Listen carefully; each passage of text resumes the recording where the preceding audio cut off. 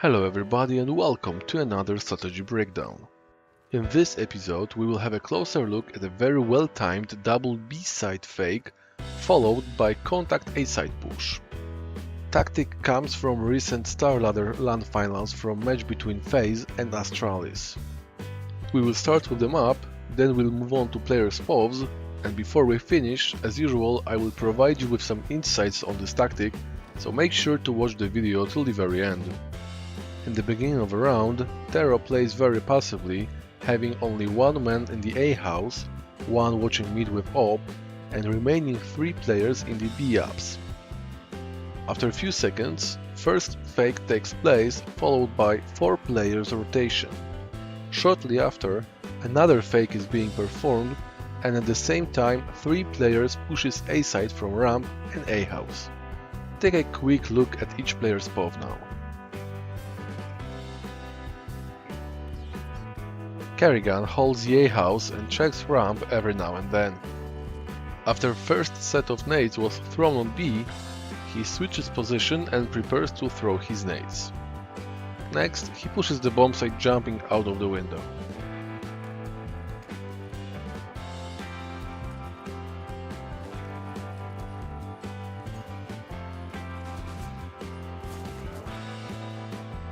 Kyoshima holds B house should any CT try to push.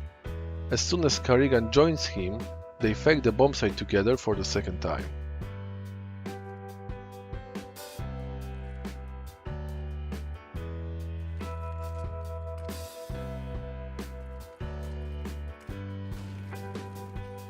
Because Karrigan died so fast and there was a contact on the A side already, Kyoshima decided to stay in the apps for a few more seconds and play a backstabber role, which was the most reasonable decision in the given situation.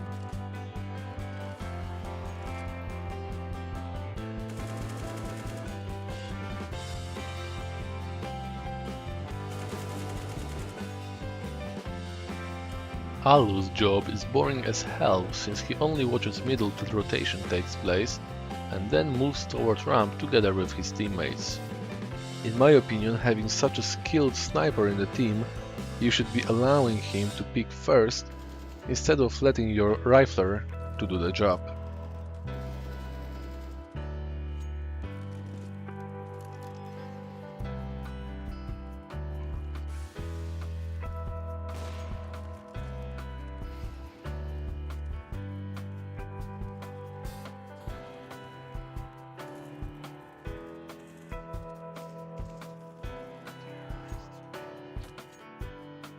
Rain goes to B house and immediately positions himself to throw a smoke that cuts off one of the bomb site entrances from short side. When the smokes land, he throws one flash over the roof and rotates toward A side, where he leads the push from ramp.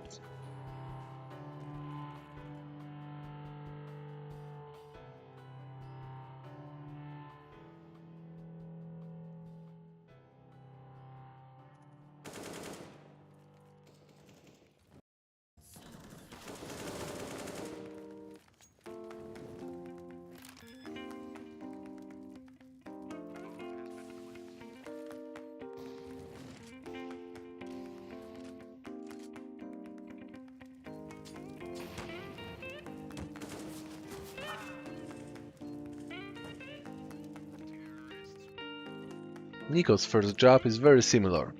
He screws the smoke, but luckily for him it was just a first fake, so it didn't have that big impact on the round.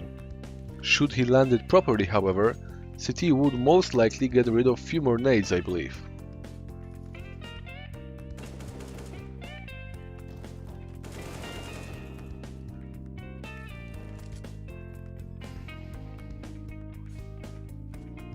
Let's talk about few things that made this strat a successful one in this round. First of all, Karrigan's decision to play this tactic in this very moment of the match was a perfect call. Take a look at the score.